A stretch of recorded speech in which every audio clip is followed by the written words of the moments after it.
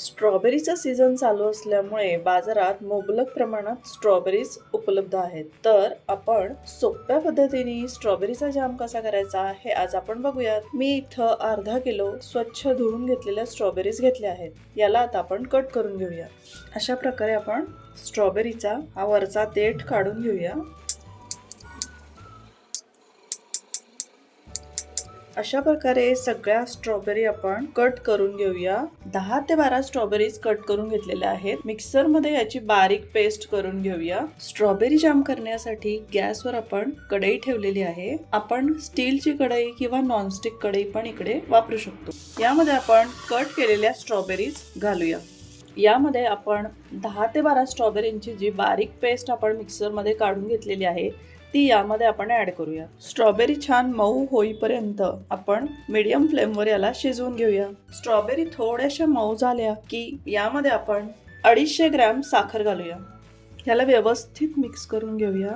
यामध्ये अर्ध्या लिंबाचा रस घालूया. स्ट्रॉबेरीचा कलर छान बदलायला लागलेला आहे. साखर आता छान विरघळेल. 2 ते 3 मिनिट आपण याच्यावर झाकण ठेवूया. थोडीशी वाफ निघायला मी जागा ठेवलेली आहे इथे. 2 मिनिटांनी आपण याला उघडून पाहूया आणि याला व्यवस्थित परत हलवून घेऊया. गॅसची फ्लेम थोडीशी मीडियम टू हाय ठेवूया. मध्ये मध्ये याला आपण सतत हलवून घेऊया जोपर्यंत याची कन्सिस्टन्सी थिक होत नाही. हलकच आपण याला स्मॅशरनी स्मॅश करून घेऊया आणि मीडियम टू हाय फ्लेम वरती आता 5 ते 7 मिनिट हे मिश्रण आपण घट्टसर करून घेत आहे. यामध्ये स्ट्रॉबेरी चंक्स आहेत त्यामुळे तोंडात आले तर ते खूपच छान लागतात.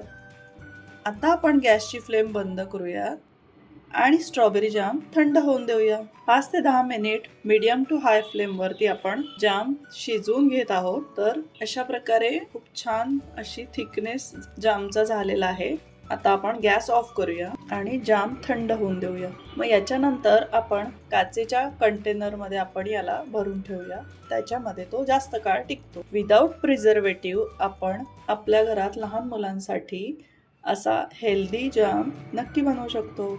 थंड झाल्यावर जामची कन्सिस्टन्सी तुम्ही बघू शकता. खूप छान थिक झालेला आहे. याला आपण काचेच्या एअरटाईट कंटेनर मध्ये भरून ठेवूया. ब्रेड सोबत, पराठ्यांसोबत, आईस्क्रीम सोबत आपण असा स्ट्रॉबेरी जाम नक्कीच खाऊ शकतो. खूप साध्या आणि सोप्या पद्धतीने विदाउट प्रिझर्वेटिव्ह घरच्या घरी आपण इझिली बनवू शकतो. माझी रेसिपी आवडली तर तुम्ही नक्की ट्राय करून पहा आणि प्लीज माझ्या चॅनलला सबस्क्राईब करा.